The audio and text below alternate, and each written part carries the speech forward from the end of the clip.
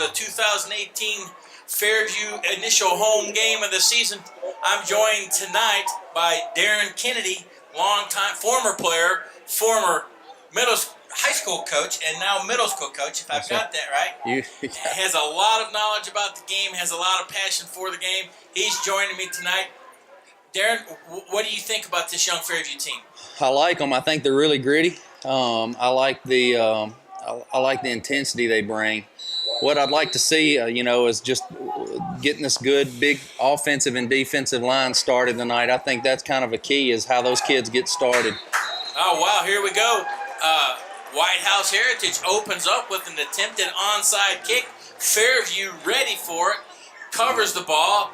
They'll start 1st and 10 at their own 45-yard line, and I'm always excited to see how Coach Hughes handles something good, because sometimes he'll bait you, throw you, run a couple plays, and then go deep, and sometimes he just tries to just go for it all in first place. So it'll be interesting to see how he handles this first play tonight.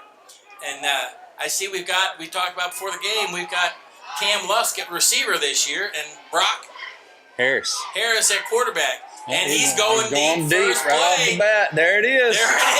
And it's a touchdown. Cam Harris. When you've been calling him for a while with Coach Hughes, you just, if you make a mistake and he thinks you're going to be a little down. That's exactly right. Hey, that's what you call making them pay for kicking an onside kick. Right. And he has done that so many times during his tenure here at Fairview, and he's been so successful. And, he had a little out and up, had the little fake, and then he just laid it out there and let the receiver run to it. And it looks like that's going to be good as well. Bobbleheads are saying yes. A one-play, 56-yard touchdown pass from Harris to Lusk. I guess you'd say Harris-Lusk.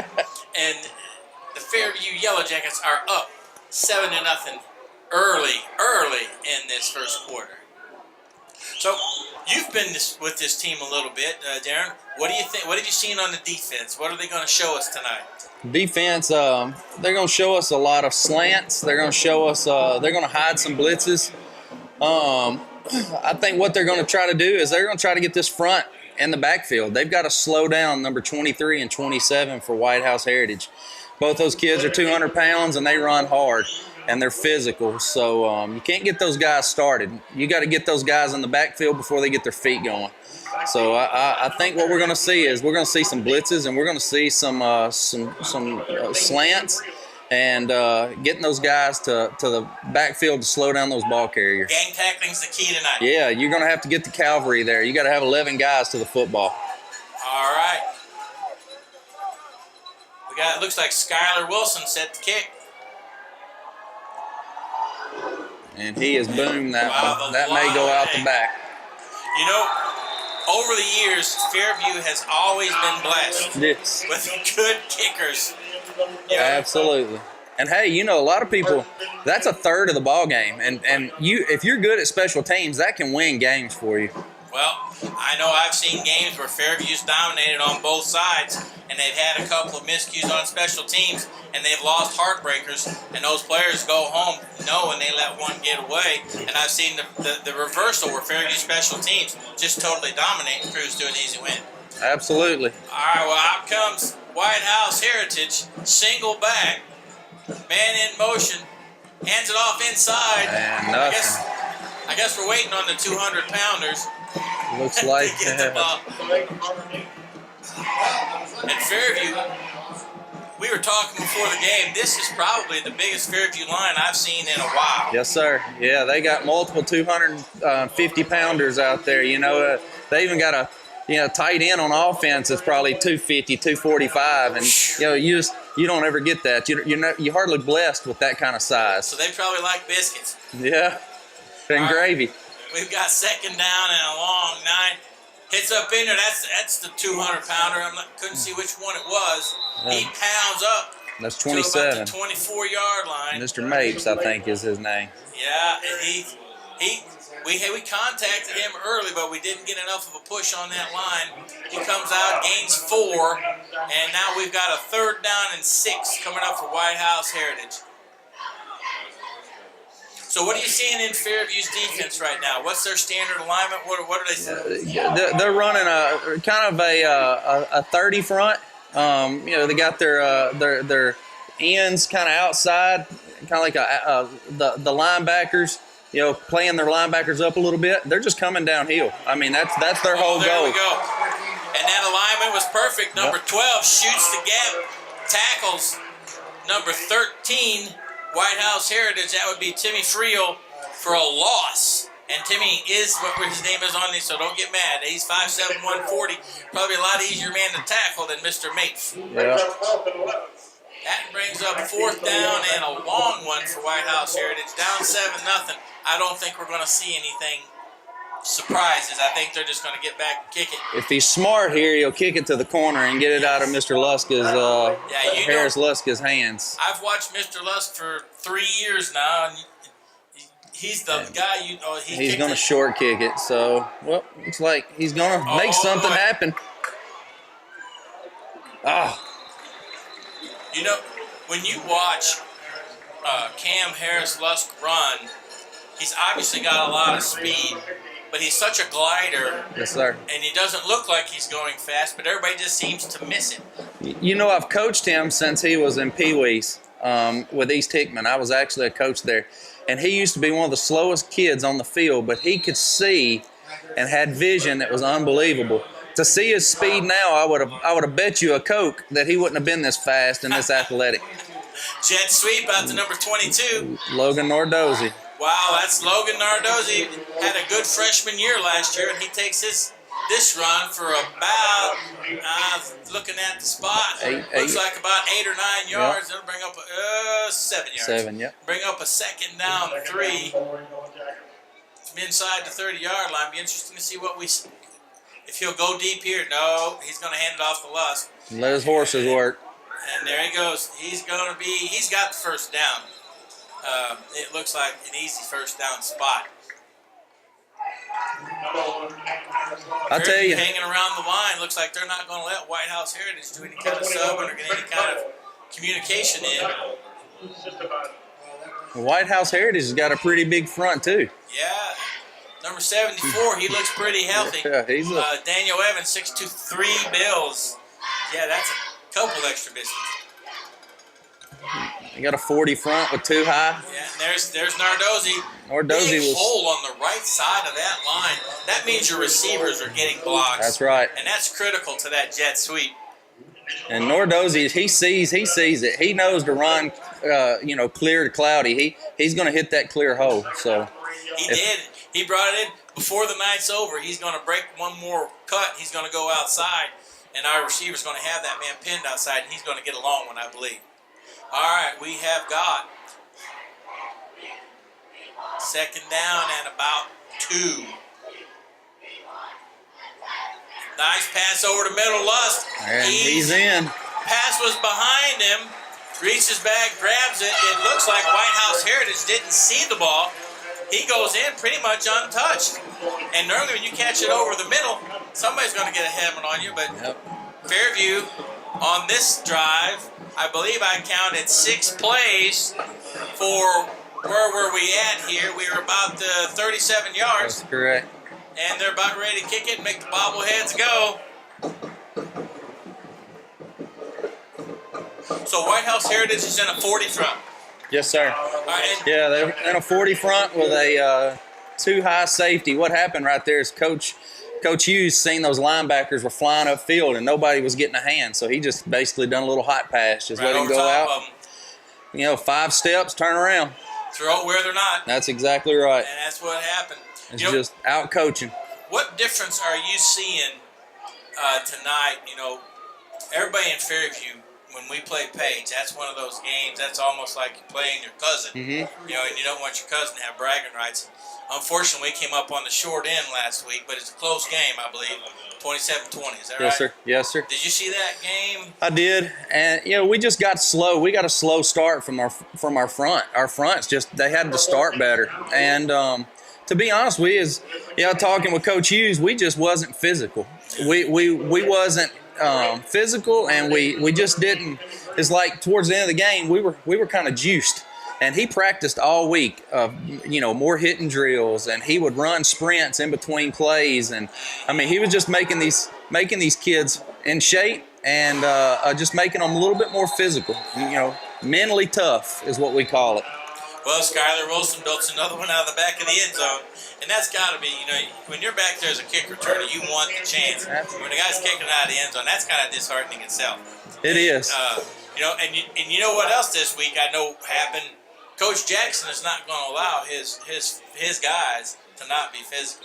You're exactly right. So coming in tonight, they were probably hungry for somebody to hit that wasn't wearing a Fairview uniform. Yes, sir. They got right. tired of hitting each other. First down 10, White House Heritage. Nothing, not much happening. That's how you stop the 200-pounder. You just clog that line.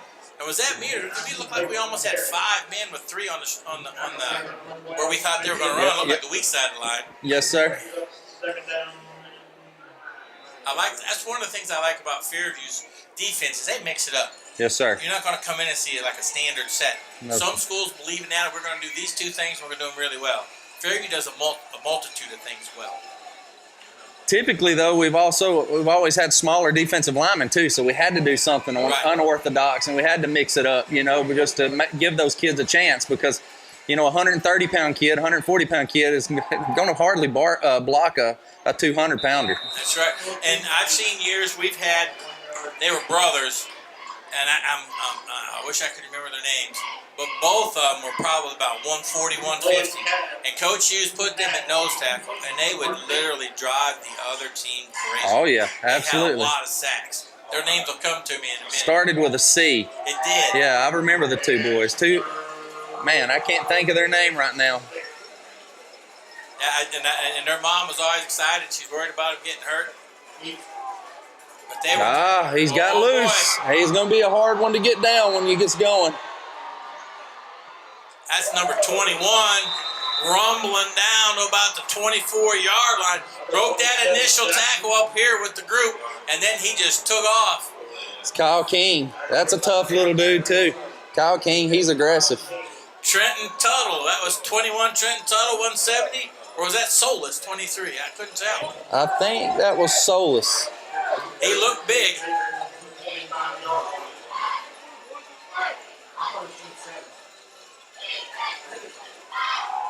They're trying to throw it. White House Heritage showing a little life. Number 74 put a little love pat. On number 52, I think he's going to tell him it's going to be a little bit of a long night for you. Yep. All right. Second down, 3. I say we got to watch number 2 right here. Take that inside slant away, quarterback's back. No, he's handing off inside. Yep. I believe that's number 23, Dylan Solis. Not much happening that time. Going to bring up a 3rd down. And a couple. But 2, long one.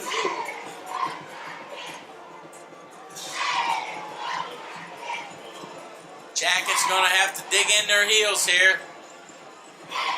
Got 2 men one side, 2 in the backfield. Hit early. Got the first. That's enough for a first down. Down to about the 13, maybe. You can tell that kid's strong. You can hear the pad pop up here. Yeah, that was he was hit.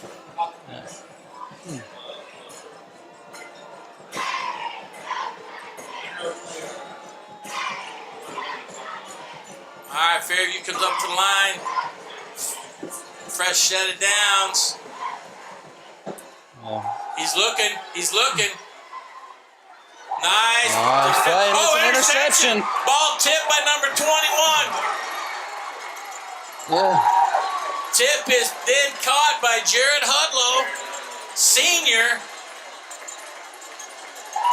Good play. Way to be there. No substitution for hustle. Kyle King comes across, gets the tip. And a little tip drill. 13 following the ball. Jared Hudlow captures it, returns the ball back out to right about the 21-yard line exactly. Fairview comes out 1st and 10. That's how you stop people in the red zone, folks. It's a big stop too. You know, that kind of can take a little bit of air out of your sails. They were moving just a little faster. And there's another Coach Hughes specialty. You know that team's jacked up. They're upset. They just had a pick off. They're ready to come and get you. What do? You go on a long cat, draw them off sides, and you just get them on their heels. All right, 1st and 5. Fairview comes out. Blake under center, throws it out to number 6. Cuts in, makes a move to the outside, breaks one tackle. 1st down. Brought down about the 37. That's number 6. That would be Dylan Jewell, sophomore, 5'11", 160. A lot of new players this year, folks. A lot of young players. Yes, sir. All right, right back to the line of scrimmage for Brock Harris.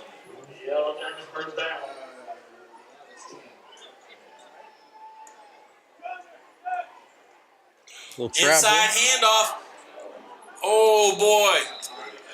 Brody. 22 picked the wrong man. Logan Nardozzi comes down one step, peels that guy off. It's a longer run, but he was getting a block. Nice little run. Brody Cox. Brody Cox, tough inside runner. Yes, sir. Yeah, he picked up 4, almost 5, so. 2nd down. We'll call it a long 5. Harris in the shotgun. Roll out. He's throwing. I think he was throwing to one guy, then he saw the other guy open, kind of changed his mind mid-throw. Yep. Because the pass seemed to land between both of them. That's all right. We got a 3rd down, long 5. Fairview up 14-0 in this first quarter over White House Heritage. All right, Harris back in the shotgun. Yeah, I was fixing to say, Coach Hughes is pulling special again. Coach Hughes is well-coached team because your team has to sit still. Yes, absolutely. And you know they practice that. Yep. And you know Coach Jackson's going to make sure his players stand still. All right. Fairview, they're saying it's a 1st and 10.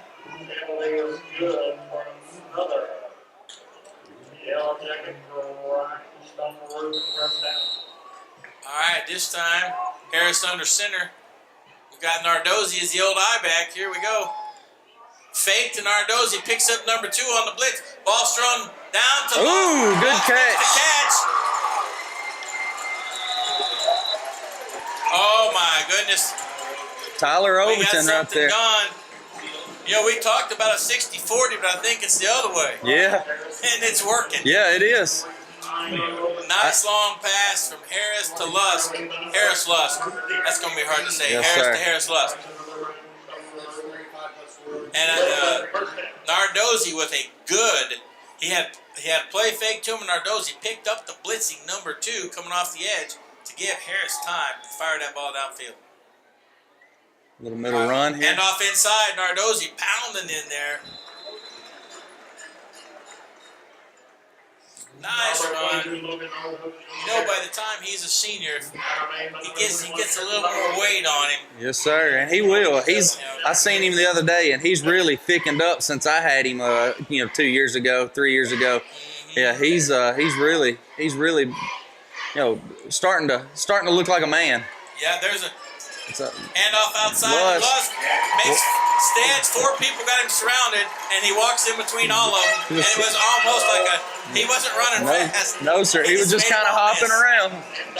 Into the end zone for the 3rd touchdown of the first quarter for the Yellow Jackets. And what do you do? If you're White House Heritage, what are you thinking now? You've got the ball, 1st and 10, other team's 13-yard line. And within a couple of minutes, you're down another score. You know, it's hard to say. You take away what they want to do. They want to run the ball. They got 2 big backs, so they want to run the ball. Now you got to make them probably play out of their element a little bit and throw the ball around. Right. That coach will have to have a tremendous amount of faith in his running game to say we've got 3.5 quarters. If we can control the ball game, keep the ball out of Fairview's hands, we have a chance. Yes, sir. And a lot of high school coaches don't do that. Right, you're exactly right. Going out of their element, Yep. and that gets them in trouble. And, you know, it's like they say, when you're in a hole, stop digging. So just curious to see how he reacts to this. So, all right, folks, this is the first home game of the year. I want to talk to you about the student media crew. We got Jordan Acevedo, Josh Lee, Liam Shodels, Dayton Edwards, Jared Hoffman. If I butchered any of those names, I apologize. Tonight you've got Darren Kennedy joining me, Tim French on the commentary, and we're just having a pretty good time watching this game, enjoying Fairview have a pretty good way with White House Heritage early in this game. We've got the Jumbotron going, voice and audio, as always, producer extraordinaire Bob Keene at Fairview High School. That's pretty impressive. 3 minutes left in the first half. You know, they're up 21-0. This could be if things keep going this way, this could be a running clock in the second half. Yep.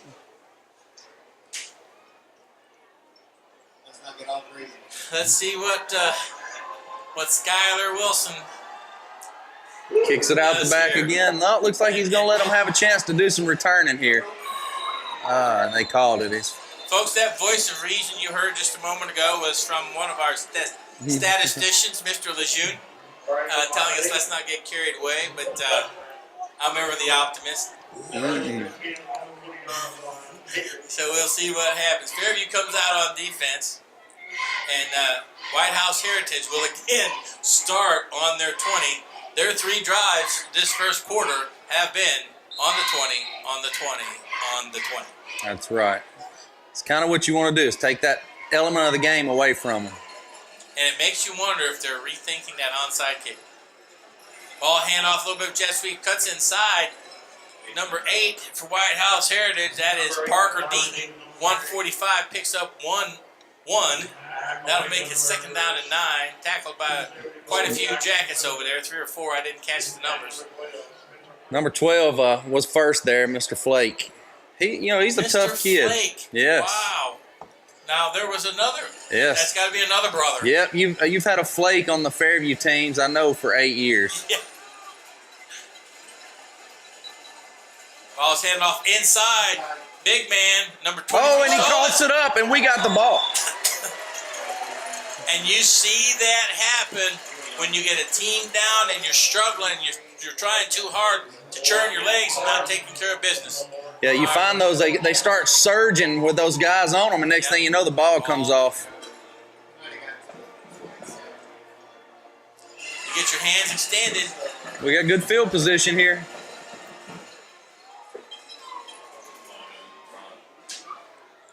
All right, Fairview takes over on the 32-yard line of White House Heritage. Got an empty backfield, so let's see what he does here. Who's over here? I get in my mind, I think I know what's going to happen. Little jet sweep action. Yes, sir. Nope. Fake. And he's going to go. And go down the middle. Oh. Ooh.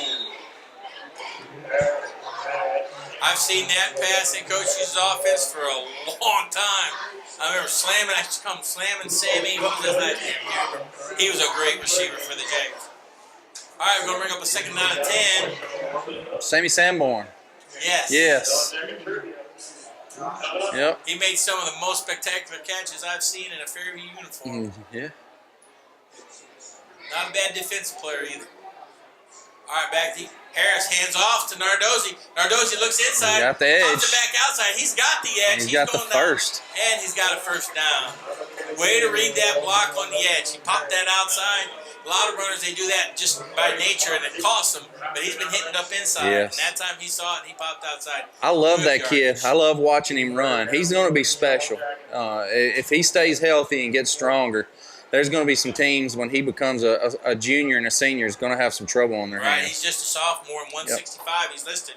We get him up around 185. He's going to be a hoss. Yes, sir. All right, inside. Harris Lusk makes a man miss, and this could be in the end zone again. He's got it. It is. Yeah, he is so decisive. He doesn't look like he's running that fast, but he is dangerous. He's got moves to go with it, too. And what happened? He made the first man miss. Yeah. First man had a chance to hit him. And frankly, I would want to be that guy in a one-on-one situation. You're not going to win. Folks, that's the 4th touchdown. And we'll be ready for the bobbleheads to make it 28 Fairview.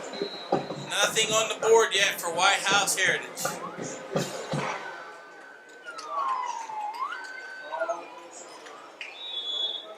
Kicks up.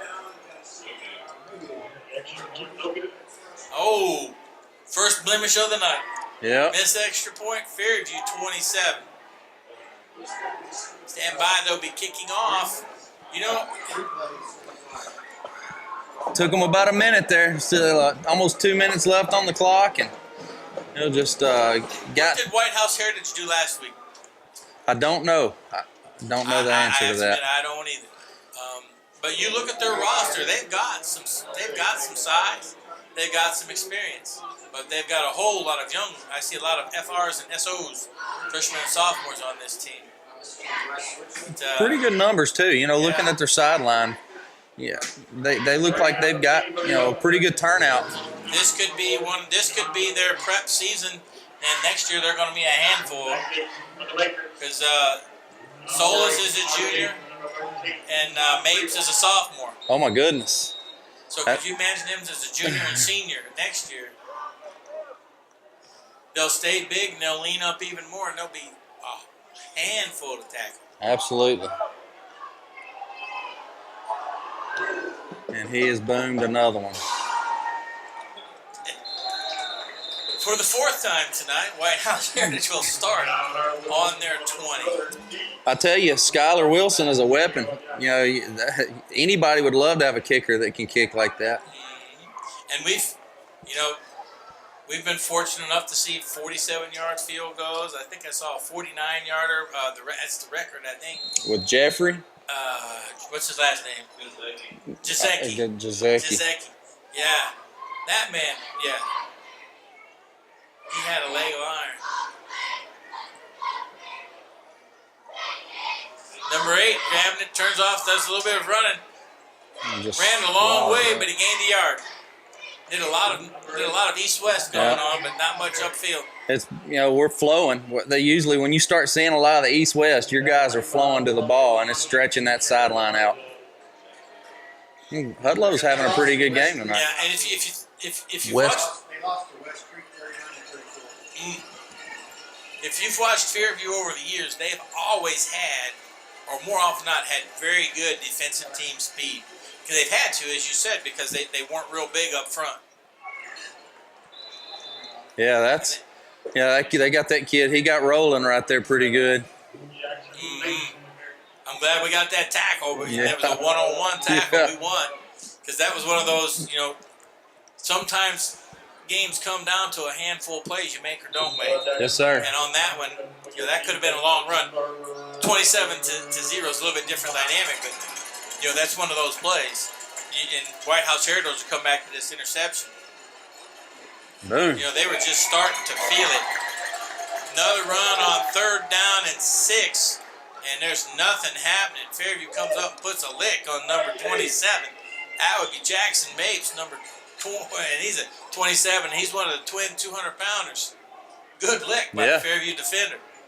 Flake is flowing to the ball. He come from the right side all the way across from right tackle. And that sounds so familiar with the name Flake because they've been tough. Yes. You not hate to be in that family fighting over the last hot dog. Coming up on the line, we've got 4th down, 3. They're punting.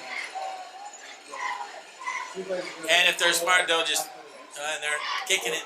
Nice punt. Nice punt. Turned over and unreturnable. That's what you want to do. We had Nardozzi back on that one. We'll see where they're going to start. I believe it's going to be on the 35. Yep.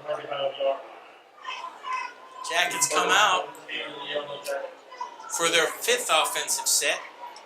Let's see if they keep the magic alive.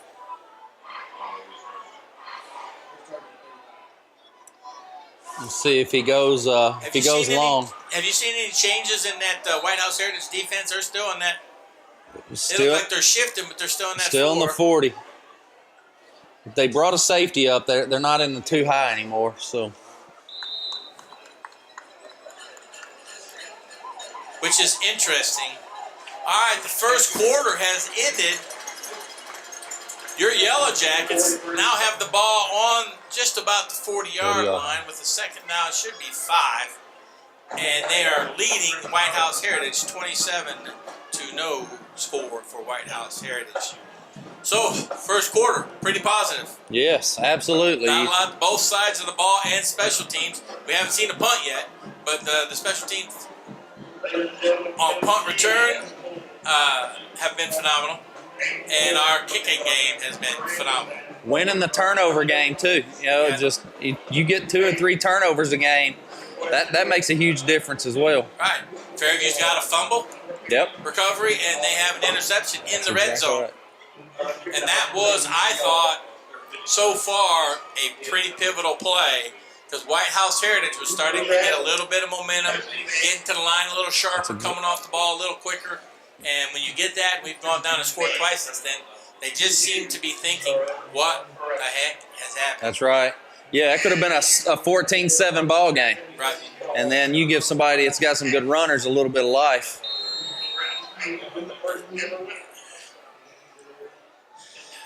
Fairview second down 5. Harris deep. With no safety. Nardozzi comes up, breaks the tackle. Drives into the second tackle, and that should be a first down. He's saying his leg didn't hit the ground.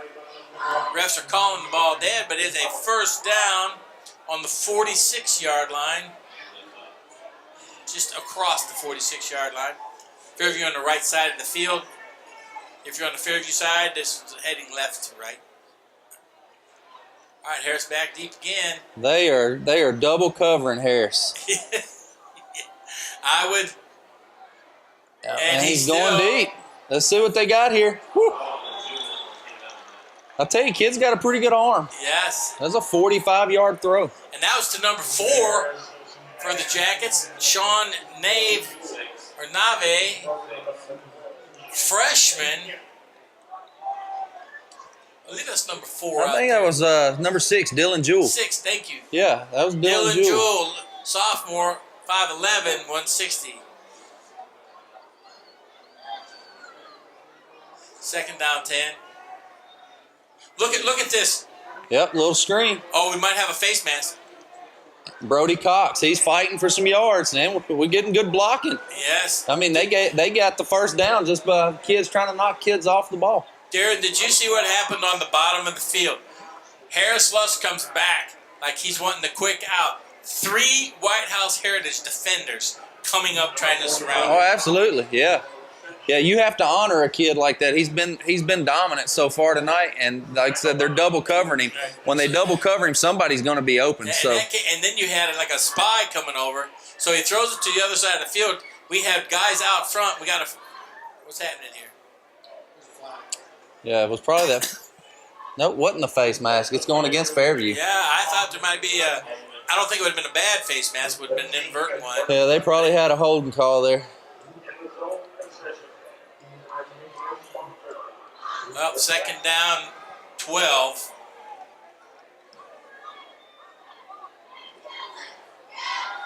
Little pump fake Number to Harris.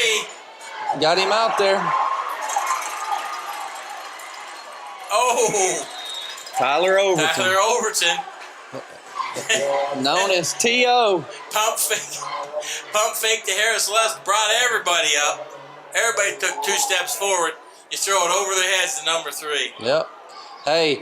If you're White House Heritage, you need to be looking across the field at Coach Hughes and say, would you just stop it? Yep. Yeah, it's you as a player, you love to have a weapon like that because it lets you get open in space. Right. And that's right. It opens up your playbook for your other skill players. Yep. I mean, there's still double coverage in Cam right now. Inside handoff, Nardozzi into the end zone.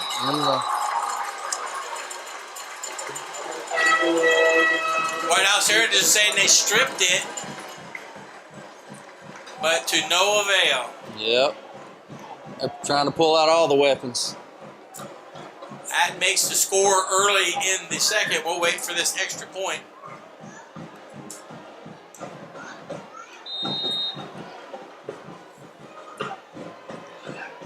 Tell you what, I like seeing how the front has started today.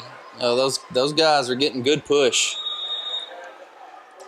I noticed the inside of White House Heritage, they got no push on that inside, Right. on that extra point.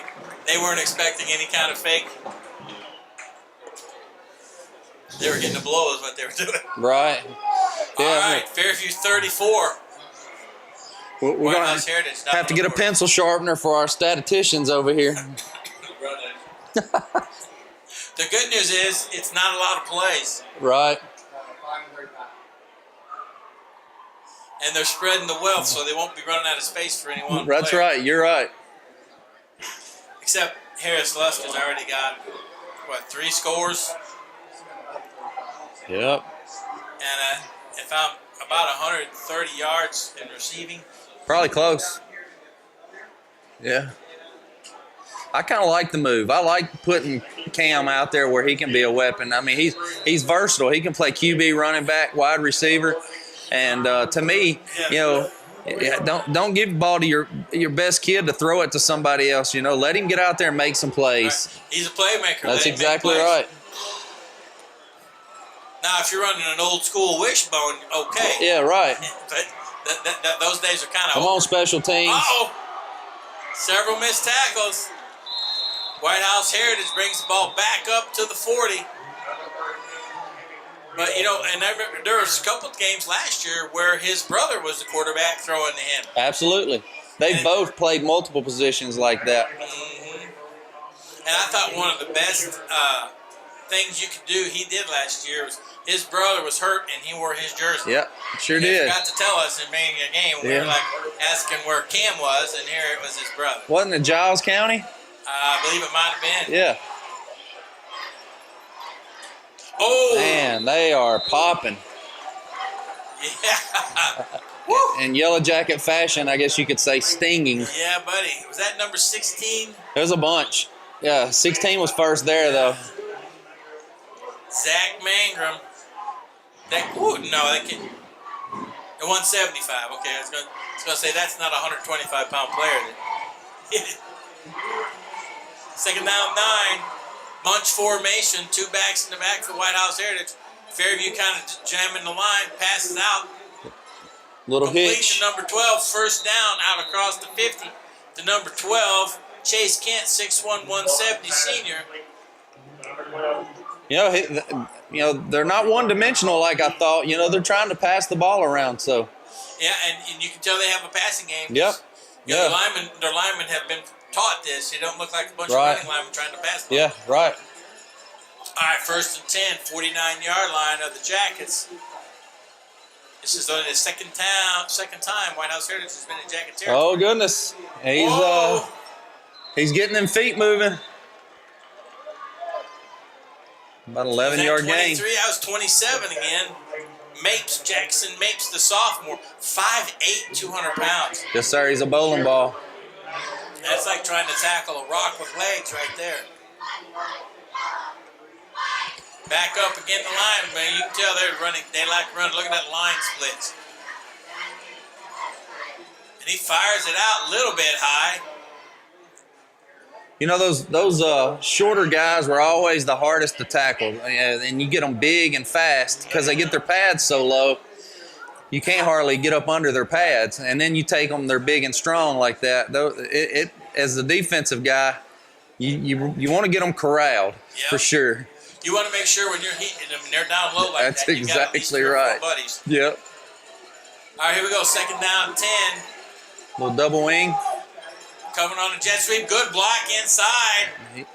Cuts in. Number 13. Good. Hustled inside all the way out to make that tackle. Got us a flag there. Probably going to call hold on the block. Looked like Luke Pape there making that tackle. Man, he hustled over there. He did. He showed a little speed there.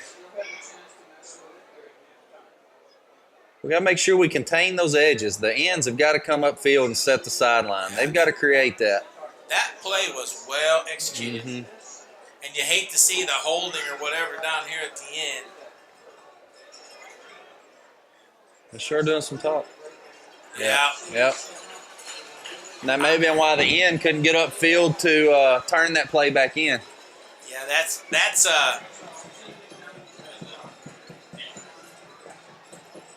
another one of those just kind of crushes you. get some life, and that's going to be 10 yards from the spot. It's pretty much going to put them back where they started. Net gain of maybe a half a yard. Nope, it's a loss. Oh, yeah. Loss of a yard. Well blocked player and young man trying to help him out at the end. Caution.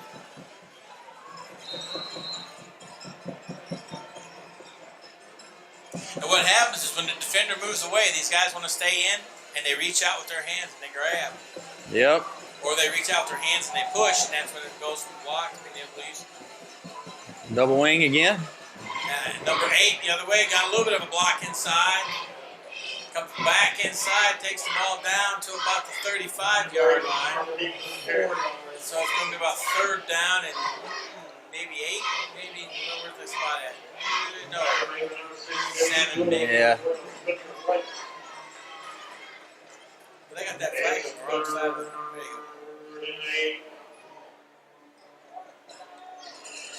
Yeah, that is closer to 8.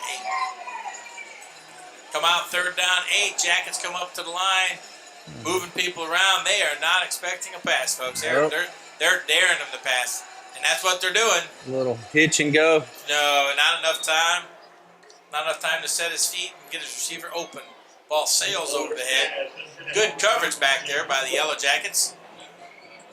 3rd down, I would have thought he would have had a multiple receiver route instead of a single receiver route there. And more often than not, one of the things Coach Hughes does, and a lot of high school coaches are afraid of, is throw the ball down the middle. Yes, sir.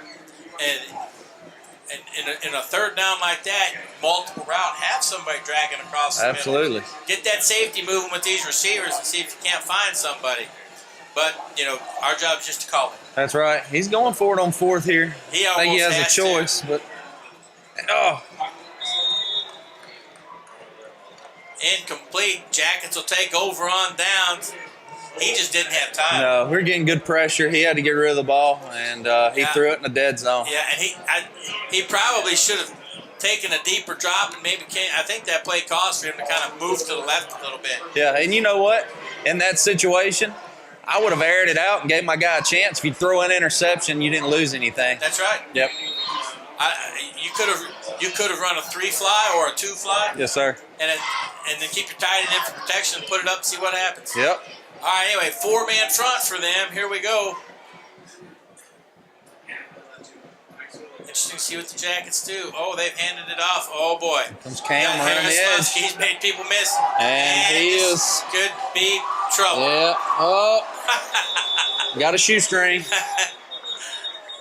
You wonder, what would have happened if he had just turned on the afterburners and ran for the end zone? Yeah. But you have to understand, Cam, Yep. He's looking for any opening, and he knows they're coming. If he cuts back against him, he's home free. Absolutely. We got some laundry, though. Oh, boy.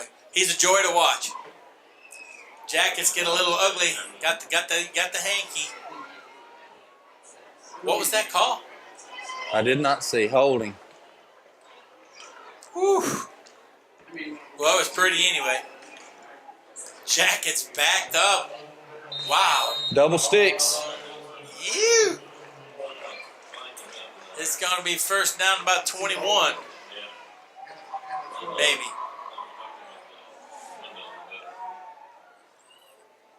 Little Buffalo out of the backfield here. Yeah. Oh, A little bit hand off to Nardozzi. Cuts it pitch. back. Look at Nardozzi go. 56 gave up on the play. Oh, my goodness. He's got the first and then a lot more. And you know what? And we got another flag. But it's going to be a 1st down. Darren, did you see the 2 White House Heritage players who were down with nobody on them? Yes, sir. They did not get back up to make a play. Yep. And, those when they talk about that handful of plays, again, this is, we're not in a one-point or one-score game. That's where he cut. He seen they were down. He knew that right then he had a hole over there. Both of them were on the ground. Yeah, they were about 5 yards. Got up and he was looking around hoping the camera wasn't on it. Right. So hate to see that. Holding again. Still going to be 1st down. That'll bring the ball back to about the 41. Woo-wee. Just inside the 44. 44. And Jackets on 1st down, and we'll say 21. Gain about 30 after the penalty. They netted 32 maybe. Nardozzi in the eye. We got a slot receiver, wide receiver to the left. Motion left. I wouldn't be surprised if they don't come. Oh, we got it. Here we go. Nardozzi. Yeah, there we go. Right in that hole. And you saw that one coming. He is gone. Oh, he lost his feet. Another year when he gets stronger, he's in the end zone. He's a joy to watch, though. Oh, my goodness. That was a great run. And you saw that play getting set up. Yes, sir. Put a man in motion and place him down. You had two receivers over there. Yeah, that was Coach Hughes rewarding him right there. That's right. He had two big runs right there, and Coach Hughes said, you know what? That first one got called back. We're going to reward you again. That's right. And look who's over there on that side blocking for him. Big number 74. Yep. And that would be Jackson Clevenger. Is that 285 that I see? Yes, sir. He's a big old strong boy. Nice. Still in the I formation. He's going to let him get there it he again. Goes. Yes. Yep. That's just called power football. Nothing fancy on that one. Two tight end set, one wide receiver, I formation, handed off to your tailback. Yep.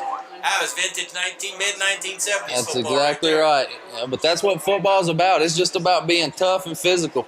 That's right. You know, I have a saying, putting people in the right spot, in the right place, at the right time. Yes, sir. It's very rewarding.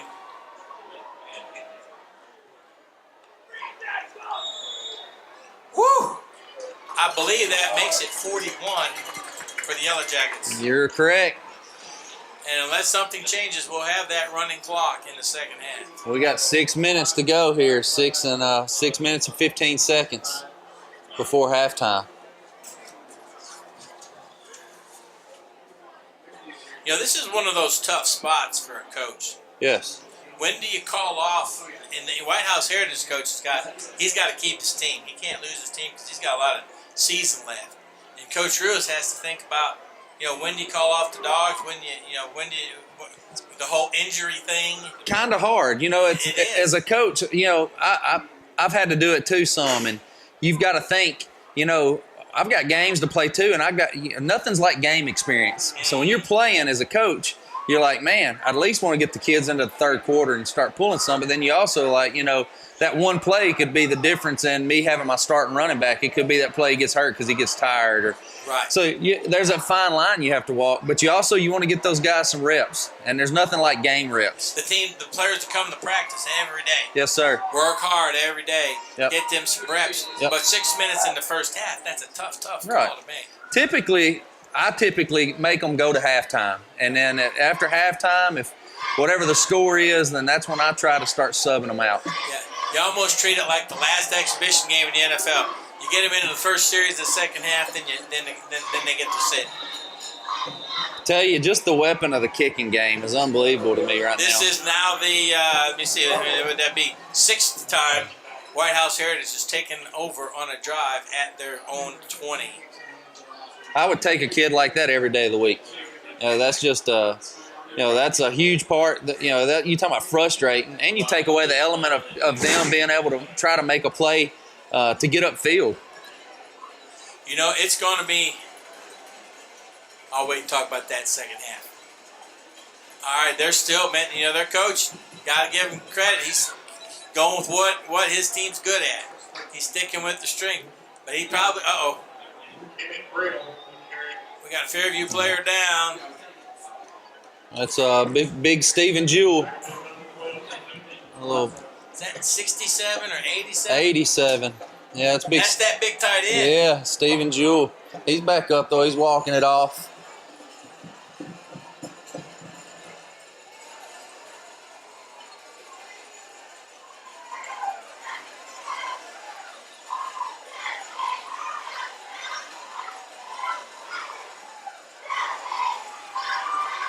Man in the backfield, man in motion, play fake, come back around. Oh my goodness. Almost dropped the ball. That's probably the best thing he could do is get down while he had control of that ball. We just got tremendous push on that play. The whole front line was 5 yards in the backfield right off the bat, snap of a finger. I'm watching the White House Heritage lineman walk back to the huddle. Hands on their hips. And the operative word there is walk. Man, that's a bad sign. That coach is going to have to get in their head a little bit at halftime and tell them, you need to get out there and play hard. Double wing set. Under center, man in motion. Takes the ball back inside. Nothing happened. 21 is hit by, well, I guess it'd be the first inside 3 players and a couple linebackers. Not much happening. They're definitely keeping the big backs from getting their feet under. Yeah, fourth down and quite a few, a little bit more than double sticks. Yeah. Yeah, this is a tough situation too. You put your kicker back there. I mean, so, Darren, you're White House Heritage's coach. What are you doing on the sidelines? What are you thinking? Oh my goodness, I'm kind of thinking, how do I get my kids? How do I keep my kids focused? And how do I keep my kids fired up right here? I'm thinking, what can I do to, minimize what they're doing offensively right now, and also for me to be able to move the ball. At some point you got to flip the field. Right now we keep getting the short side of the field with Fairview, and they're 40 yards to the end zone, 30 yards to the end zone. At some point you got to try to flip the field on them, and partially that's been because of the kicking game. Right. We're getting the ball in the 20 every time with them guys, and the kicking game's just keeping them back. Yeah. Do you think is it time for him to say, I need to take one thing away? Yes, you have to take something away. But what is that? Is that Lusk? Well, it has to be Lusk, but then you got other kids like Nardozzi that's playing out of his mind. You almost can't take 2 guys and put over 1, because then you're going to leave somebody open. It's a pick your poison kind of decision that they have to make. We've got a penalty. I think they're holding. Yep. They're calling that on 68, and he's upset about it. He's asking the ref what he did wrong. And Coach Jackson is telling him, keep your hands in. Yeah, keep the thumbs up. Yeah, that was Will Heitch. Will Heitch is another good ball player. He's played for me a few years back. And he's pretty good size, too. I'm trying to get his... Where's he at? Let's see. Right here, 82. He is 5'11", 165.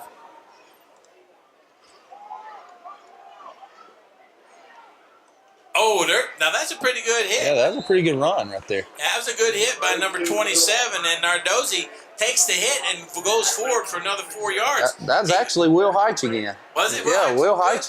He's running downhill. I was wondering who was that guy that got the call for the hold. That was Hiller Gray, 250. Yeah, he's a big boy. Hiller Gray, I had him a few years ago in high school, in middle school, and to be honest, man, he was probably the most fundamental lineman I've ever coached.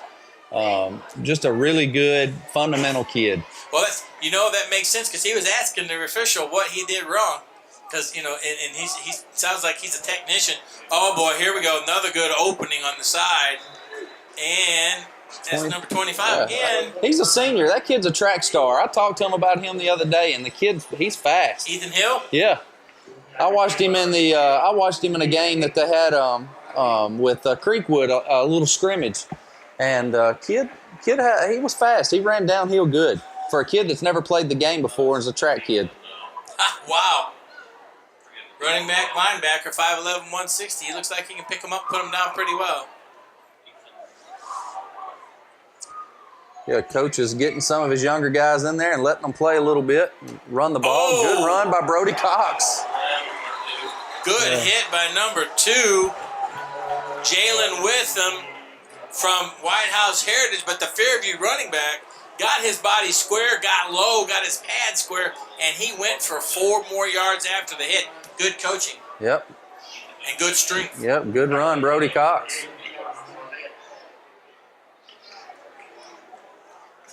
Nice, strong run inside there.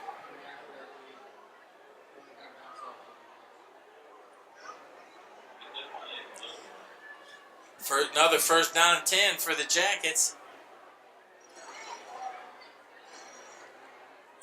He's looking for Lusk again. He's got him. Great had catch. him in motion, and I liked what Harris, the quarterback, did before throwing to Harris Lusk, the receiver. He was looking left side the whole way, knowing where Lusk was going to be, and he just turned and fired to a spot. That's good faith and good trust. You know your man's going to get Right. over. You know, those guys, they were childhood friends. They've played a lot of football together, and they've always had that mesh. That's why I thought, you know, this is a good combination with those two. Got a stack formation over here.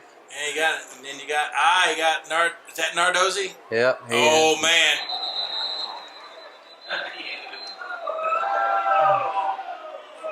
That's actually Heights again. Yeah, those numbers are confusing. You know, Heights and Nardozzi kind of have the same body type. They do. Yep. That was a pretty heads-up play. If the refs wouldn't have blown the whistle right there, Heights kind of flipped it back. Mm-hmm. And which was, yeah, I see why they called it, because his momentum had stopped. But another good hit by number 2 for White House Heritage. You like to see, you know, that I think he's trying to at least keep his other players, playmates, teammates in the game. We got inside Brody again. Block. Just the little quick dives with Brody is.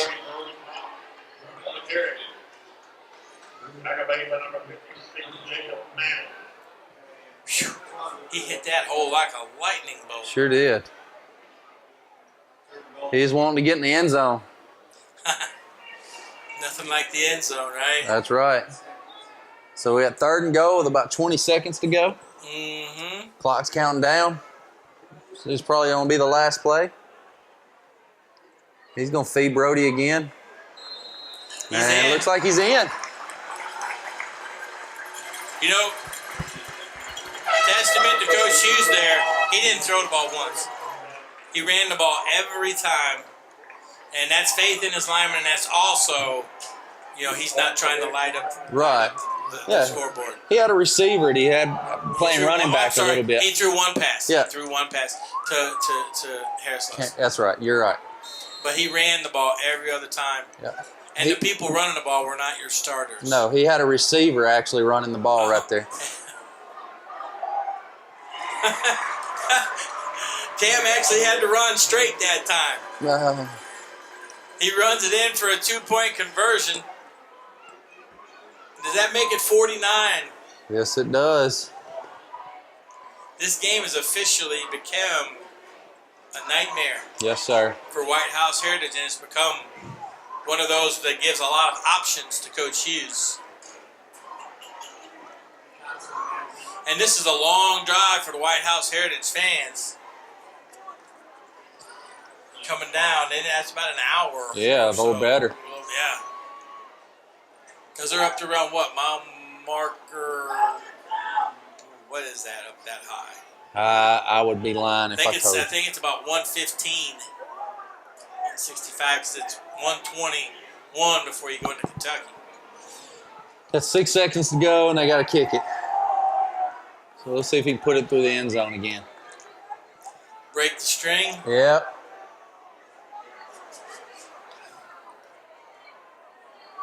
You know, normally you don't want to risk a kickoff return, but when you got somebody like this that's going to kick it in the end zone, that's just one less thing you have to worry about as a coach. Absolutely.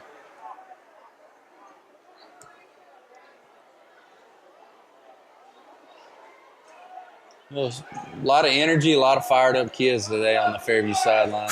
You know, they came out with something to prove. Yep. And after last week, you know, that left a bad taste in their mouth. They came out tonight ready to make a statement.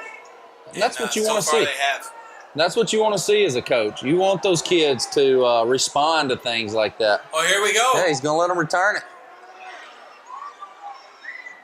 And he's got a hole. Uh-oh. And he's He's got the kicker. That's all he has to beat. And I think he may make it. He's in. Yeah, he's got it. The kids. Is that a hanky over there, or is that just dirt? I would say that's just dirt. Well, we had a 91. Would that be 90? But did he kick that? That's about right. 91-yard kickoff return just before half. Number 8, Parker Deaton, and he had a good return on the last one. And, We got to stay in our lanes. Yeah, they busted it wide open in the middle. Yeah, he just cut back against the grain, and we were trying to flow to the ball. That could be because our kicker's so good that it's always in the end zone, and those guys just fly down the field. And when it's not, we have They just kind of run down and go to the sidelines. Yeah. Go down, run down, turn right. Yep. White House Heritage preparing for the extra point. Was a timeout? Too many men on the field?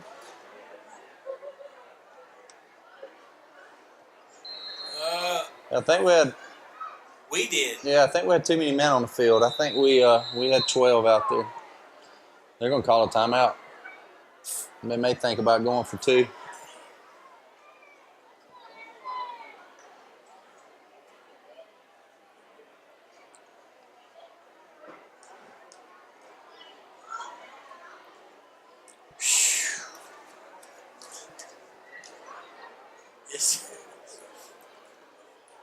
I'm sitting here struggling with the why of it. Yeah.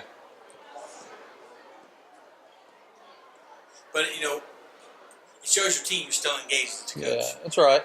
Shows them you're still trying. You're still fighting for them. You're still working. Yep. Jackets are in the huddle trying to tell the coach, I thought I was supposed to be in. Yeah.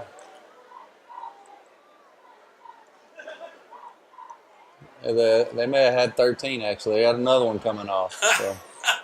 Wow. And it could be, too, they're subbing in some of their other kids, letting them play, and then when they... And they're not letting... Yeah.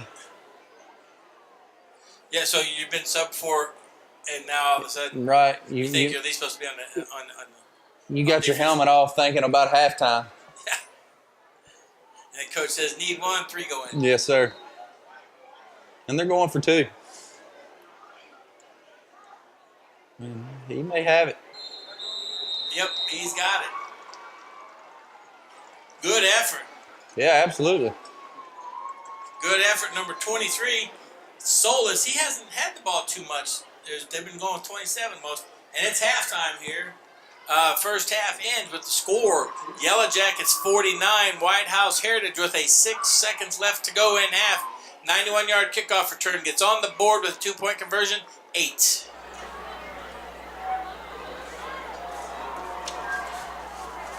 All right, welcome back to the second half of the Fairview Yellow Jacket White House Heritage game. Darren, give us your assessment of Fairview the first half. All 3 facets of the game. Yeah, I think, like I said, special teams has been, except for that very last play. And if you're Coach Hughes, when you go in at halftime, that's pretty much all you had to complain about. Kickoff has been phenomenal, is getting the ball deep, giving them long field. On the 20-yard line every time. Defense, we're getting good pressure up front. I thought the DBs have played well when they have thrown the ball, and we're corralling those 2 big running backs, not letting them get their feet moving, and not letting them play downhill. Offensively, it's almost like you can just dial anything up and just take a play card and go boom, and then you've got weapons that are making plays for you. And I mean, it's not just 1 or 2 kids, it's multiple kids. Let me interject before you get to defense. First half, we had 410 yards total offense. Cam Harris-Lusk had 130 yards of total offense, 36 running with the ball, 194 catching the ball. I didn't add his punt return, so that's even more. Nardozzi, 9 rushes, 139. Brooke Harris, 7 for 10, 199, 2 touchdowns. Cox, 5 for 31, a touchdown. It's just impressive numbers for one half of football. Defensively, I think we're getting good pressure, good penetration from the guys. Again, special teams. Another good return by White House Heritage. That kid, he's hungry. He's wanting to get upfield. Number 8, he likes to get after it. Parker Deaton. Not all that big. 5'7", 145 junior, but he gives it all he's got. Yeah, he's got good wheels. All right, Jackets come out, looks like with their starting defensive team. We will be with a running clock this second half. 10 at TSSAA, 35-point games, you have a running clock. First run by White House Heritage. Kind of the way they started the game, not much happening. Maybe a yard, maybe nothing. They're slanting to the motion, and they're just clogging up the hole. And that just about there's not much happening. There's no room for those big runners to get any kind of ahead of steam, which is what we identified as one of the keys of the game for that Fairview defense. Up under center, number 14 hands back off. That's number 27. Yeah, he's loose. Mapes, he breaks two, breaks three. Comes over. Number 87 comes in, finally cleans it up. Yeah, four guys. Until he gets a run down to the 44 of Fairview for a first down, White House Heritage. Pretty good drive, probably their best drive since their third drive in the first half. Right. They come back up to the line. They've got a first and 10, 44 of the Yellow Jackets. Still in that powerhouse running offensive set. Oh, quarterback runs into the running back. He still manages to pick up 2 or 3 yards. Coach Hughes letting some of his young guys play too. Yeah, he's already started making substitutions. He came out with his starting defense, and I think that lasted about 1 play. Yeah. Yeah, he's got a young secondary in right now. Still got some of his beef on the front line. It looks like he's got that defensive line, and I think his linebackers might have 1 or 2 in there. Other than that, pass out to number 2, drops the ball. Good hit. I believe that's number 13. I think it's Hudlow. Yeah, Jared Hudlow. Yeah, nice little lick. Yeah, that's perfect. Had great coverage. As soon as the balls hit his hand, he just come up and put a hit on him. Slid his hands through. You got to make that guy think about catching that ball next time. That's exactly what that does. We've had a 2-yard gain. An incomplete pass brings up 3rd down and 8 for White House Heritage. It's in that running formation, but they've passed out of that. He's throwing it out, and drops it. See, that's goes back to where Jared just put the pop on him. He heard those footsteps. He didn't want that second pop. You could tell he was thinking about that catch. Yep. And that's what happens when you it hit him right in the numbers. One of the to-dos in every football game, if you can win the battle of physicality, you have a much better chance of winning the ball game. Yeah, it's psychological. You have the upper hand when you can come out and be more physical than your opponent. Size doesn't matter at that point. Right. You're not the size of the dog in the fight. Yep. Punt into the end zone. Jackets will take over, first down and 10 from the 20. I think for the first time tonight. That's exactly right. Jackets coming out. Like he's going with some younger guys again. Yeah, I do not see. Doesn't have that big line. I do not see the starting quarterback, Brock Harris. I see number 4. Yeah, Sean Nafe. Freshman, he's obviously familiar to you then. Yes, he is. Yep, I had him last year.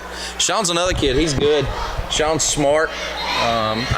Sean was actually my first group. It came through for 6th, 7th, and 8th grade for me. So, you know, we kind of had him all through his 6th, 7th, and 8th grade year, and just a hard worker. Sean is a hard worker. His middle school years. Yes, sir. And it's amazing if you think of him as a 6th grader and then as an 8th grader. It goes by fast. All right, Jackets up to the line. Fumble the snap. Little first game jitters there. And you know that it's hard to get real-time game timing between a quarterback and a center. Yes, sir. Unless you're in the game, which is what you pointed out in the first half. You need those game reps. Yes, sir. So here we go with Jackets. We're going to have a second down and about 16.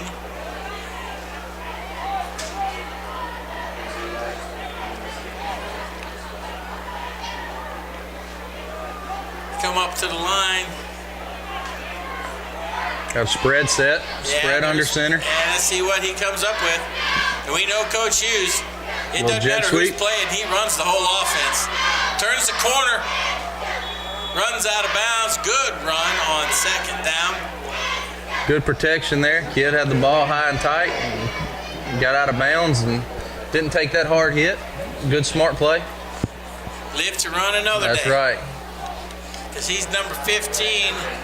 That would be Seth DeCanter. He's 145, 5'8".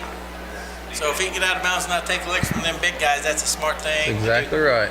But one of these days he'll get out there and he'll fool him. He'll plant that left foot and turn up. Yep. Got a manageable third down. See what he does here. What is that, third and about 7? Throws the ball, or if he... You got a slot receiver over here. I think he's... Little motion again. He's going to hand it off again. Let him run the sweep again. Oh, good pursuit by White House Heritage. Number 6, downfield, throwing a block. Dylan Jewell. And that's the track star kid again running the ball. It's got good wheels. He's one of those kids, if he ever gets in the open, he's going to be hard to catch. If he breaks that initial hole, yes, sir. All we'll be seeing is the back of his jersey. All right, fourth down, about 6. Kid's name's Ethan Hill.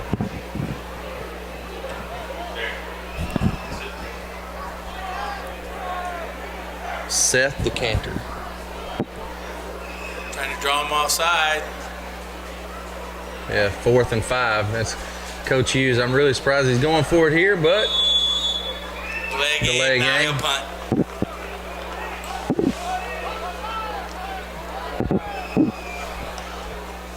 Bringing in the starting punt team, which is the wise thing. It's that whole special teams thing. You don't give up anything easy. That's a 5-yard penalty. Takes the ball back. Tell you, I wouldn't kick it to 8 here. I would kick it out of bounds. Yeah, I'd kick it to that guy standing on the sidelines over there. Yep, with his hands crossed.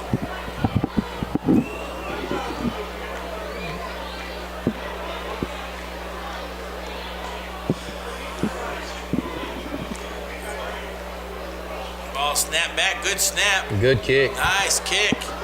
8's going to get it, but he's going to cough it up, and we may have... Ooh, he fell back on it. Dylan Jewell hustling downfield, almost picked up that dropped fumble.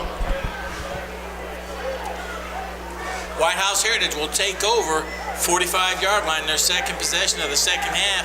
Score remains 49-8. Yellow Jackets. Jackets are moving people in and out on that defense faster than I can see the numbers change. Bunch of really young guys out there. You got Bryce Fannin playing some safety there, and Dylan Jewell. To the left side. Number 13 turns upfield for a first down for White House Heritage. This young group's playing aggressive. I mean, they're coming to get you. Well, you know, that's what you want to see when you give them a chance. Yep. You want to see them execute. You want to see how they perform, as they say, under the lights. And that lights doesn't just mean game time lights. It means the lights are on you. That's exactly right. You're auditioning. That's right. Hand off inside. That's Mapes. Turns outside. Tackled down around. No, he stepped out of bounds at the 26-yard line. Will Heitch had him. He was going to get him. He wasn't going to let him get in the end zone. I don't know that we've got a defender out there as big as Mapes. Maybe. I don't think we've got a... No, sir. We do not. I'm sure we got some 160s out there and 170s, but that's about it. And that's being generous. Yeah. I'd say Heitch is our biggest. And he is at 165. Again, the clock is running. And he's Touchdown. in for the second score for the White House Heritage team.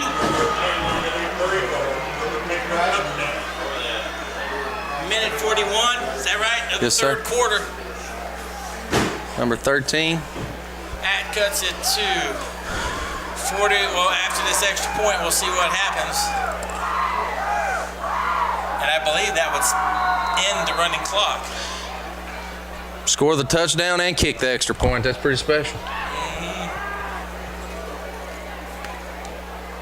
And it get in there, look like it's a little off.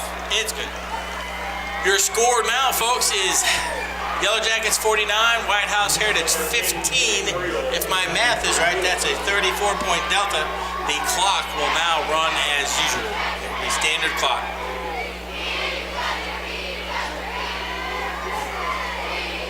But that was a pretty fast third quarter with the running clock. Yeah. All right, Jackets come out they'll be coming out for the kickoff team. It'll be interesting to see who comes out on offense, as it looks like Coach Hughes is making liberal use. Yeah, of his reserves. he's going young again. I see a couple of the older kids going out, and he's sending them back. Yeah, I saw Cam go over there, and he turned around. Yeah, they're biting at the bit. They want to play. Friday nights. First home game too. If you don't get excited about that, nothing will excite you. And you know, Cam is probably thinking, I have a chance for a 200-yard night, all-purpose yards. Yeah. Because Yeah. I think that one punt return was 30, right? Right. 34. Right. And he was at 130, so that's 164. That's right. So he's not far from a 200-yard all-purpose night. You know, these high school kids, they love stats too. They get in the paper, and you can't blame them. I mean, there's scholarships and stuff on the line for some of these stats, but they really enjoy those stats. Well, and you know, they're competitive statistic-wise too. They know who the other good people are that play their position. Absolutely. They're watching them, and you know they're watching each other, and they want to see those stats. Yep. And then when they get that rare chance to play against each other, that's when the sparks fly, because both players will be at their best. You're right. All right, here we go. Kickoff from White House Heritage.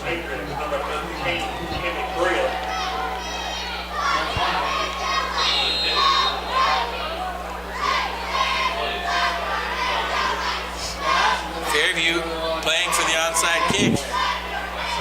Put the ball on the dead spot.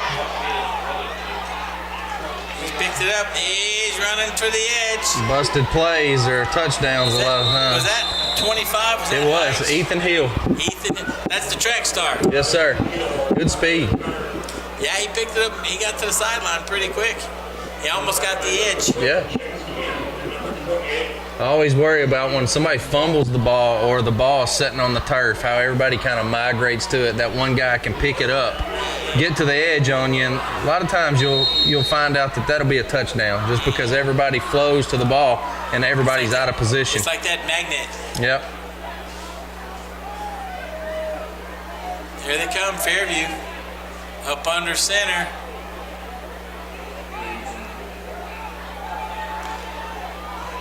Oh, here Track we go. star again. Ethan, there you go. Oh, boy, 31 comes up, puts a lick on him at about the 48. He got out there in a hurry. I tell you, for a first-year player, I'd love to have seen him if he would have started as a freshman, what he could have done now. I mean, he's got a good build. He's definitely got speed. He's just green to the game.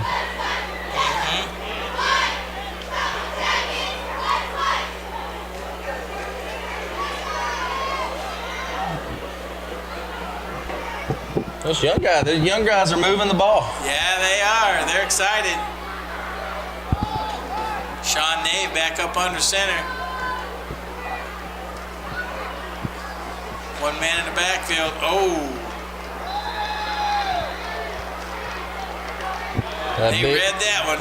Yeah, everybody on that front's got probably 50 to 60 pounds on all those kids. Yeah. Yeah. You look at Fairview's offensive lineman, then you look down there at White House Heritage. The first person you see is the 300-pound, number 74, Daniel Evans, 6'2", the 3 Bills. Yep. And next to him is 58, who's Eli Arnett, 5'11", 190. And 56. Oh yeah, that's Jacob Manning, 6'2", 210. And I thought I saw was that 67?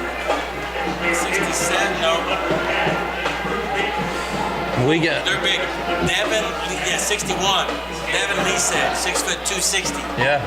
You got Cole Warden out there at 5'11", 175, and Cole played for me last year too, so he's a freshman. A lot of freshmen out there right now. Yeah, let me see. I guess some of these other guys' numbers and kind of let you know the size difference.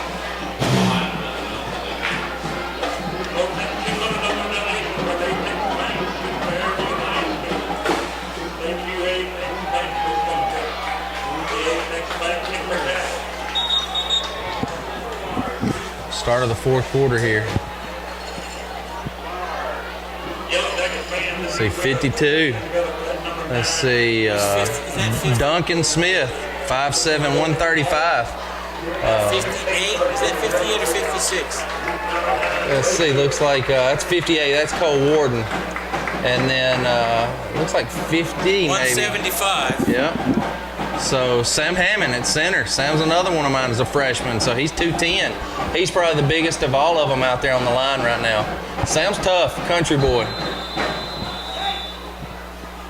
So it looks like Coach Hughes has got his freshman team out there for the most part. Yeah, that's Brock Harris at fullback. Yeah, Coach Hughes has got his freshman out there right now. He's letting his freshman play some ball. There you go.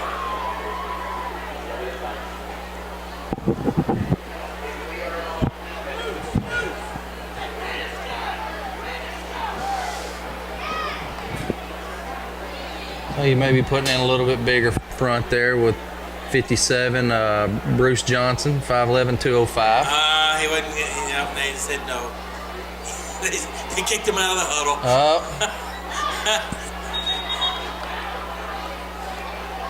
It can be fun. Yes. And yeah. You got these players out there excited to get an opportunity to play.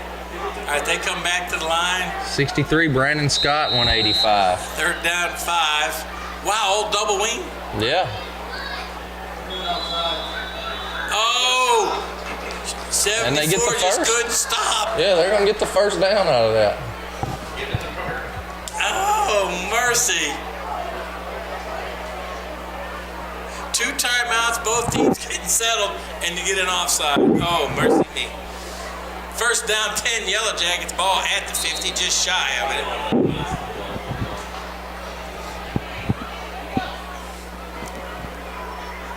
74 is like, oh man. Got big Jacob Clevenger right there in the backfield, and again, more double wing. Yep.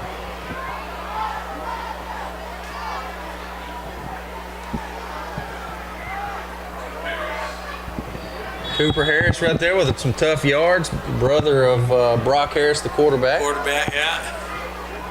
Why, Cooper, that's not a common name. The last Cooper I remember was Cooper Stevenson, one of the best defensive ends that I've seen come through this school.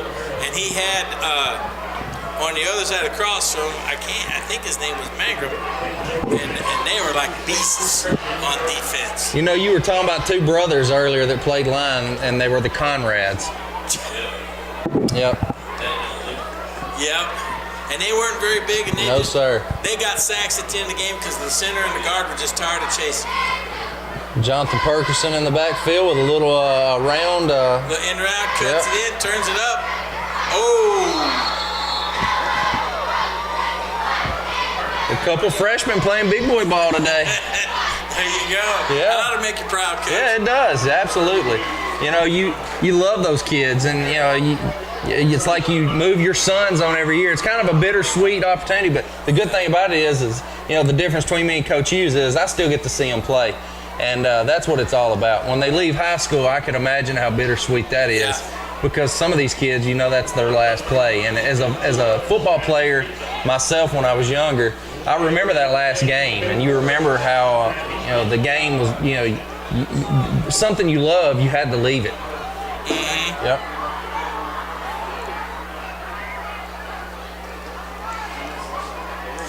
And I'll tell you, I got to play a few Saturdays after high school, but there is nothing about the innocence and raw enjoyment of high school football. Absolutely. College football is absolutely great. My nephew played for 4 years, and it's a great joy to play college football, but that pure enjoyment of high school football, Absolutely. the innocence of it, is just great.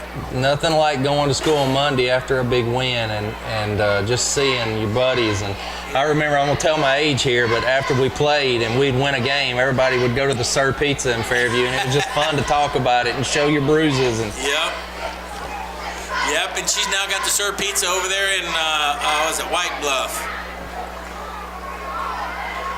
Good. All right, hand Jacob off to the left Clevenger side. there. He's going to get, he did get the first down. Good job, Jacob Clevenger. Nice Good run right there.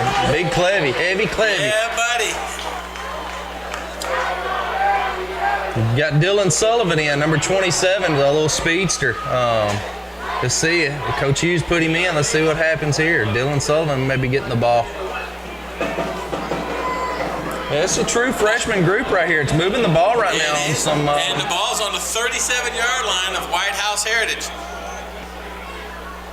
Jacket score, we will go back to the running clock. All right, he's deep in the shotgun. You got 4 receivers. You're going to give it to Clevy again. Run down from behind. And you know, he was doing the right thing. He was following his blockers, getting outside. Absolutely. He just was run down from behind. Yep. But you want to see him learn it the right way. Absolutely. And he was doing it. So we have a little bit of a loss. That's going to bring up 2nd down and 12 for the Yellow Jackets. And White House Heritage still, for the most part, playing with their starters. And that's got to make these freshmen, you know, this is where you grow up. That's exactly right. You know, this is your future. You got your future out there right now. Mm-hmm. All right, Dave is back in that shotgun once again. Fake handoff, keeps it, turns inside, makes a man miss, takes the ball down to 30 with some nice shifty little running there. Like he's going to have about 3 or 4 yards to go here. 3rd down. That's a play you haven't seen since last year. That was a great play for Cam. And now this year with Brock, he's more, let me just throw the ball down to Cam Harris-Lusk. And Sean's got good speed. He's another kid that's deceptive, and he's got pretty good size. And he's going to be a big boy. He made 2 people miss. Yep. Yeah, he's 5'10" as a freshman, so he'll probably end up somewhere north of 6 foot, maybe. Probably right. Because, you know, your freshman year, you grow a lot normally. There's a big difference between these guys when I see them from 8th grade to their freshman year, too. Yeah, and then when you see him as a sophomore, play was well set up and well executed with everything but the catch. But that's okay. He'll get another opportunity. It's Aiden Hatley. So we've got a 4th down and 3, I'll call it. And you got to go for it here. Oh, absolutely. I mean, they ain't got nothing to lose. 10 Field yards. position or anything like that. It in the end zone. What's 10 yards? 4th down. Watch Coach Hughes here. Freeze them again, though. Yeah, he may let these kids stay on the field a little bit. Yeah, he tried it. Yeah, he was trying to get them. He was going to let them see if they could still keep the possession. You see what's different about White House Heritage on that play? Yes, sir. There's a little bit more discipline. The person that was jumping wasn't on the field. Right. He's jumped 3 times tonight. He wasn't on the field. That's true, too. And they're probably like, okay, guys, don't do it. Please don't do it.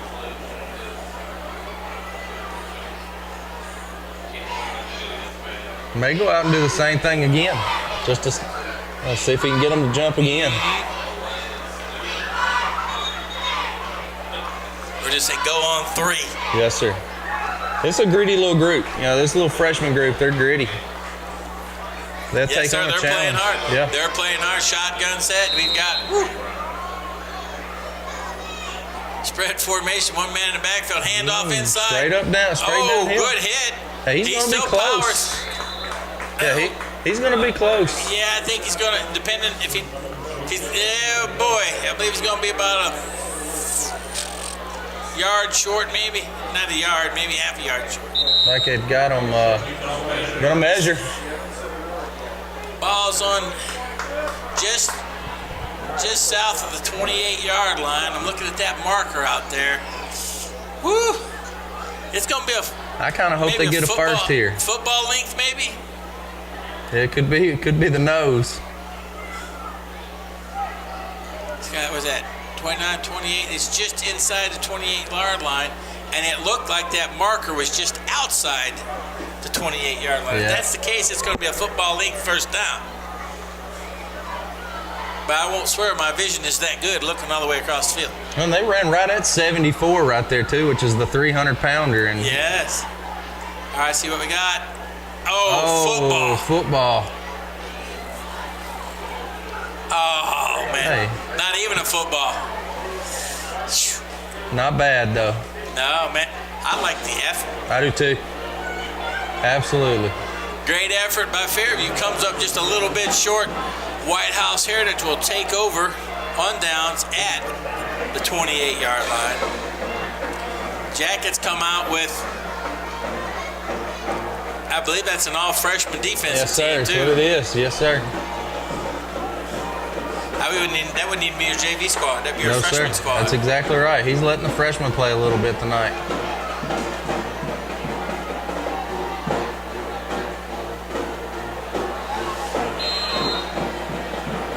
Got William Cundiff at the other corner. You got Aiden Hatley at this corner. I can't see their jersey numbers over there. I believe the top four linemen, if you added all their weight together. Let's see here. I believe if you added all the front four's weight together, you might get 375 pounds. Probably. You wouldn't get. Well, no, if you take, was it 4 150s, what would it be? 600 pounds. That's probably where you got. Right. That's probably what you got with that front four.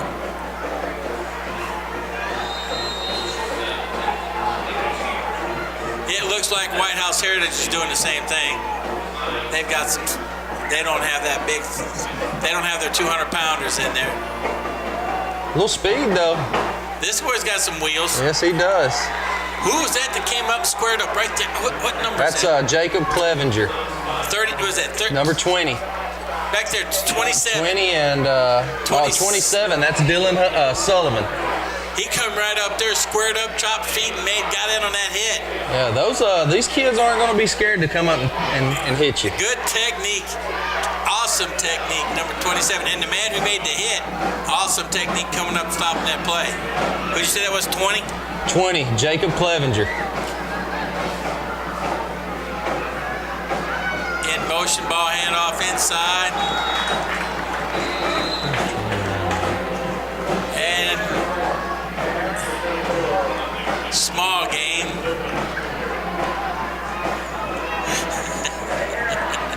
Number 29. Third down, I'll say 5. More like, about 5. Ball's on the, in between the 26 and 27. Yellow Jackets defense comes up. The linebackers are bigger than the linemen. Absolutely.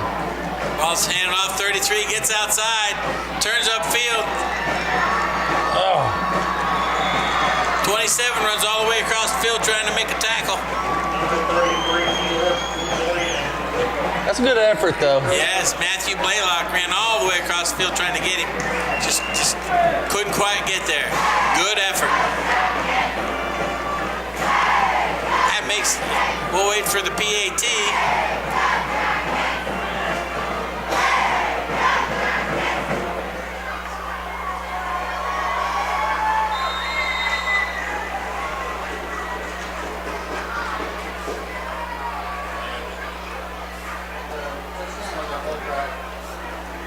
And it looks good. That makes it 49 Jackets, 22 for the visiting White House Heritage team. Can you see the time on the clock? I can. You got 5 minutes and 42 seconds. All right, I want to see a score from these freshmen. Let's see if they can muscle it up after this kickoff and run down the field. That would make my night. And I know it would make your night as their middle school coach. Yes, sir, absolutely.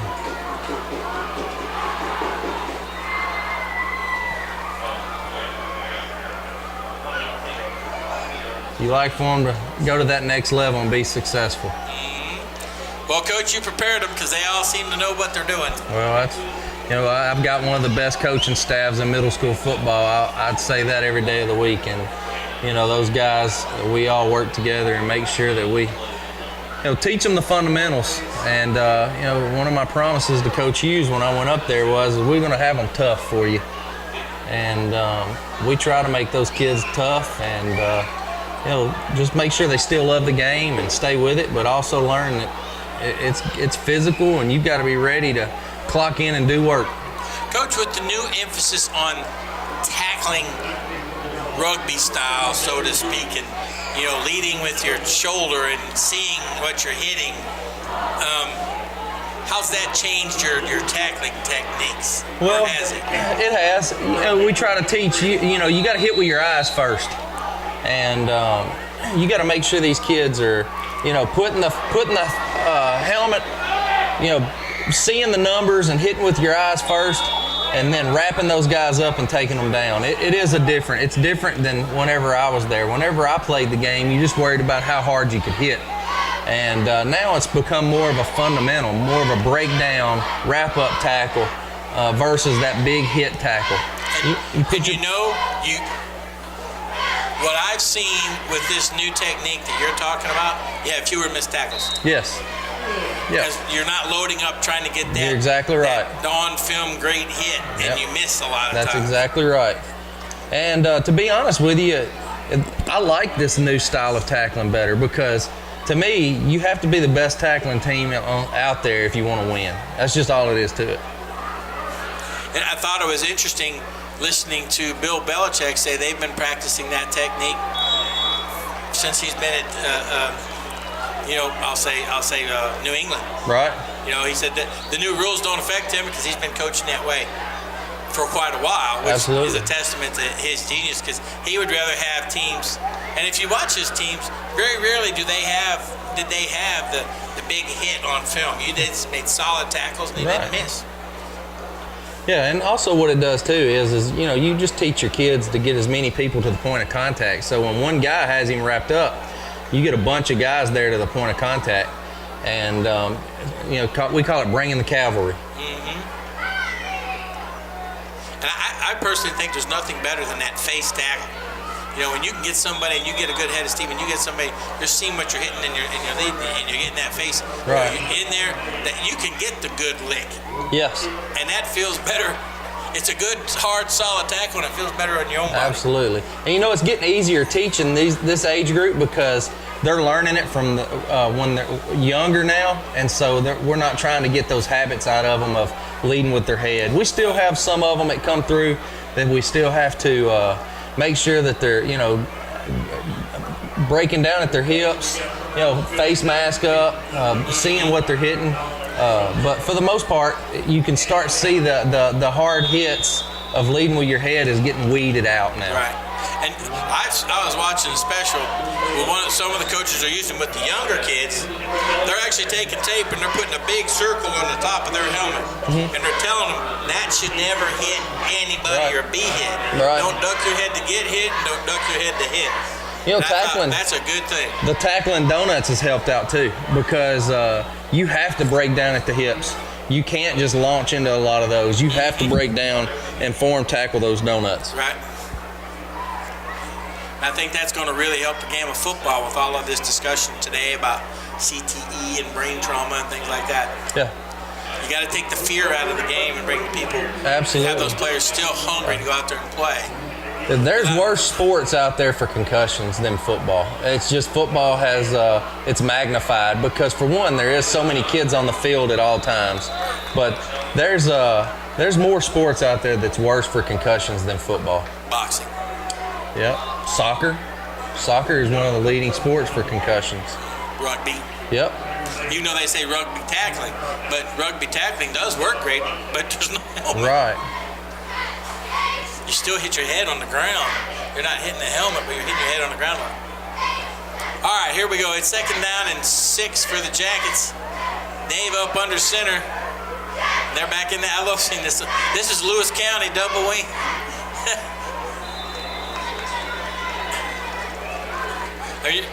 You're basically watching Fairview run the old Lewis County offense. You know, we run it a lot in middle school right now to this day because it benefits our size of kid too, because it's a quick hit, get more people to the point of contact than they have defenders. It also gets you really adept at ball handling, especially when you get to the point if you're running that double wing where you have, like Lewis County used to do, those double handoffs.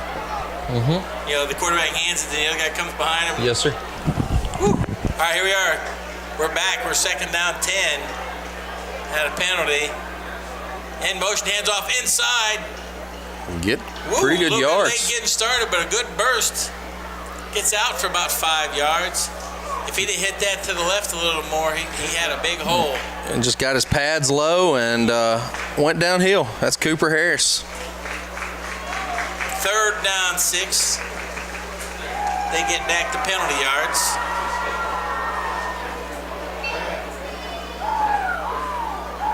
Jackets come out.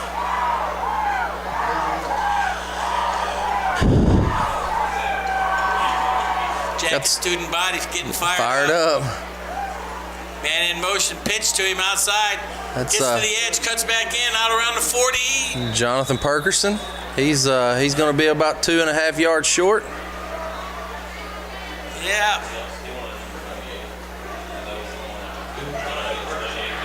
Hey, freshmen are eating the clock up. Yeah, not flashy, but they're getting it done.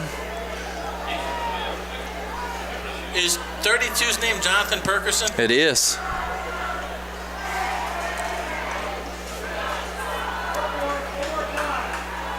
A kid that was a lineman for most of his career that's converted to a running back. There you go.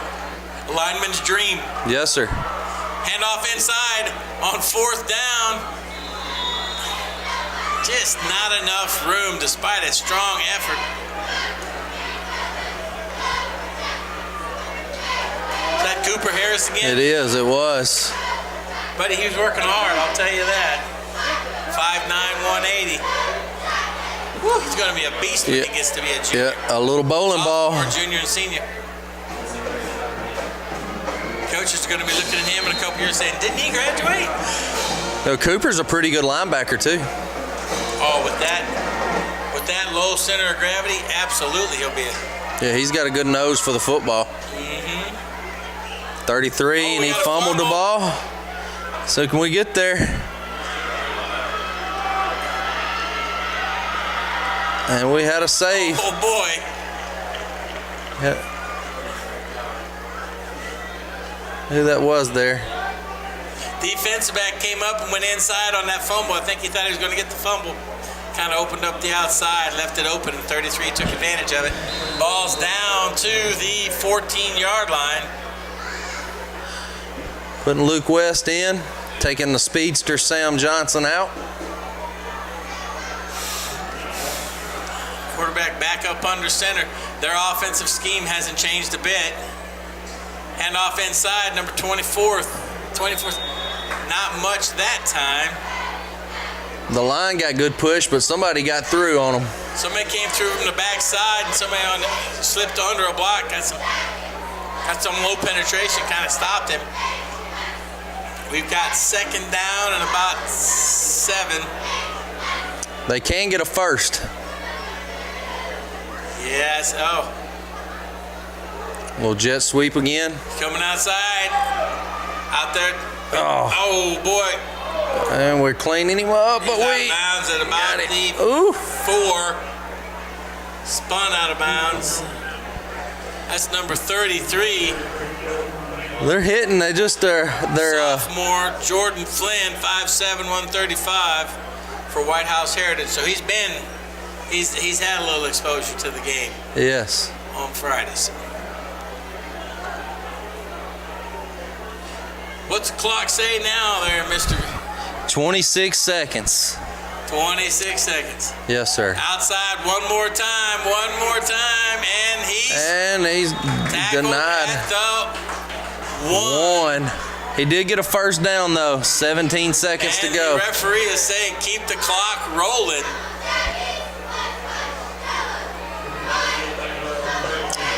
I would say it's something up the middle.